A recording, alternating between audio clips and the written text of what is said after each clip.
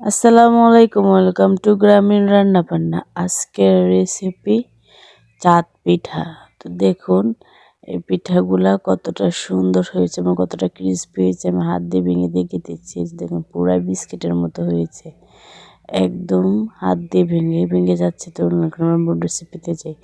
এখানে আমি প্রায় 8টার মতো ডিম নিয়ে নিয়েছি। ডিমগুলোকে ভালো করে এখন আমি ভেঙে নেব। এই চামচের মাধ্যমে আমি ডিমটাকে সুন্দর করে ভেঙে নেব। ভেঙে নেওয়ার পরে এখানে আমি প্রায় 250 গ্রামের মতো চিনি দিয়ে দেব। তো আমি এখানে চিনিটা বেশি দিচ্ছি, কারণ আমি এখানে পিঠা একটু বেশি পরিমাণে বানাবো। তো দেখুন এখন আমি এই ডিমের সাথে চিনিটা ভালো করে মিশিয়ে নেব। অনেকক্ষণ ধরে একটু মিশিয়ে নেওয়ার পর এখন আমি এখানে লবণ দিয়ে দেবো। যারা মিষ্টি খাবারে লবণ পছন্দ করেন তারা লবণ দেবেন, নাহলে স্কিপ করে যেতে পারেন। এখন আমি এখানে অল্প একটু তেল দিয়ে দেবো। আমি বেশি তেল দেব না, এখানে 3 টেবিল চামচের মতো আমি তেলটা দিয়ে দেব। দিয়ে আবার আমি এই ডিমটার সাথে চিনিটা সুন্দর করে মিশিয়ে নেব। এভাবে অনেকক্ষণ নেড়ে নেড়ে মিশিয়ে নিতে হবে। নাহলে আপনারা চাইলে একটা ব্লেন্ডারের সাহায্যে ব্লেন্ড করে মিশিয়ে নিতে পারেন, তাহলে কাজটা তাড়াতাড়ি সহজ হয়ে যাবে। তারপর এখানে আমি কালো জিরে দিয়ে দিচ্ছি। এই যে এখানে অনেকটাই কালো জিরে দিচ্ছি। দেওয়ার পর এখন আমি এখানে আস্তে আস্তে গুঁড়ি দিয়ে দিব। আমি আস্তে আস্তে গুঁড়িটা দিয়ে মিশিয়ে নিব, কারণ একবারে বেশি গুঁড়ি দিব না, যেহেতু এটা একটা ডিমের ডো। আমি এখানে কোনো পানি ইউজ করব না। তো অল্প অল্প করেই গুঁড়িটা দিয়ে এই ডোটা মেখে নিতে হবে। অল্প অল্প গুঁড়ি দিয়ে কিন্তু আমি এই পুরোটা ডো মেখে নেব, যেহেতু আমি এখানে কোনো পানি ইউজ করব না। আপনারা একবারে বেশি গুঁড়ি দিতে যাবেন না। এখানে আমি কিন্তু আটা নিয়ে নিয়েছি, চালের গুঁড়ি দিচ্ছি না। এই আটাটাকে আমি এখানে আস্তে আস্তে হাত দিয়ে মেখে নেব, মেখে মিশিয়ে নেব। দেখুন আমি এখানে এরকম একটা ডো বানিয়েছি। আমরা যে রুটি বেলি যেরকম একটা কাই করি, তার থেকে আরেকটু নরম করে আমি কাইটা করব, কারণ নরম করলে পিঠাটা অনেকটাই পুরা বিস্কিটের মতো হয়, আর শক্ত করলে শক্ত শক্ত হয়ে যাবে। তার জন্য আমি এই ডোটাকে অনেকটা নরম করছি। তো আমি আমার ভাবিকে দিয়েছি, আমার ভাবি আমাকে পিঠাগুলো বানিয়ে দিচ্ছে।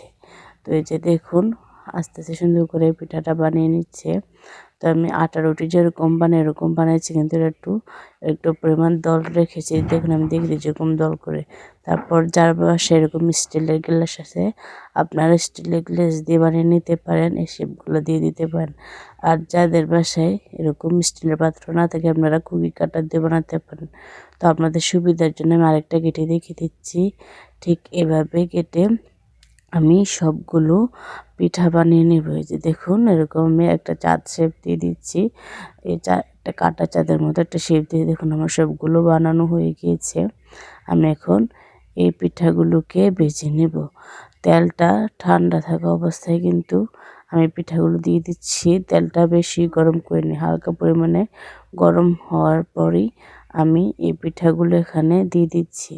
যে দেখুন আমি আস্তে আস্তে পিঠাগুলোকে ভেজে নেব। এখন আমি হালকা করে নেড়ে চেড়ে দেব নিচ দিয়ে, যাতে সুন্দর করে পিঠাটা হয়ে যায়, নিচ দিয়ে পুড়ে না যায়। তো আমি এই যে কাঠের সাহায্যে আমি সুন্দর করে নেড়ে চেড়ে দিচ্ছি। নেড়ে চেড়ে আমি সুন্দর করে পিঠাটা ভেজে নেব। চুলার আঁচটা কিন্তু একদম লোতে রেখেই ভাজতে হবে, না হলে কিন্তু পিঠাগুলো ভিতর দিয়ে কাঁচা থাকবে এবং কি উপর দিয়ে পুড়ে যাবে আর শক্ত শক্ত হয়ে যাবে। তো আমি এভাবেই পিঠাগুলোকে ভেজে নেব আস্তে আস্তে, সুন্দর করে ভেজে নেব।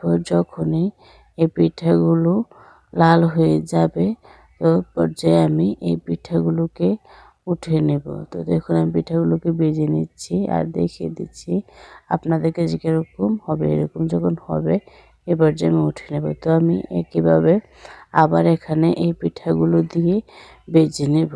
তো যখন এই যে দেখুন পিঠাগুলো দিয়ে ভেজে নেব, আমি কিন্তু পিঠাগুলোকে পাতলা পাতলা করে বানিয়েছি। পিঠাগুলো কিন্তু এখানে কিন্তু আরও ফুলে গেছে।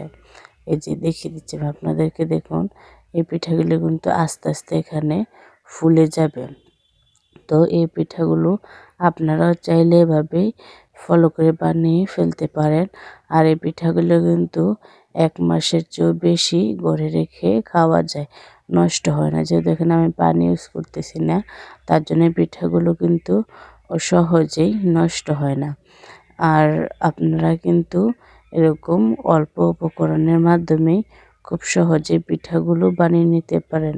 তো দেখুন আমি দেখিয়ে দিচ্ছি, এরকমই আমি আবার বানিয়ে নিয়েছি। যদি আমার ভিডিওগুলো ভালো লেগে থাকে তাহলে সাবস্ক্রাইব করে পাশেই থাকবেন। তো দেখুন আমি পিঠাটা এখানে উঠিয়ে নিয়েছি, কতটা সুন্দর হয়েছে। আল্লাহ হাফেজ।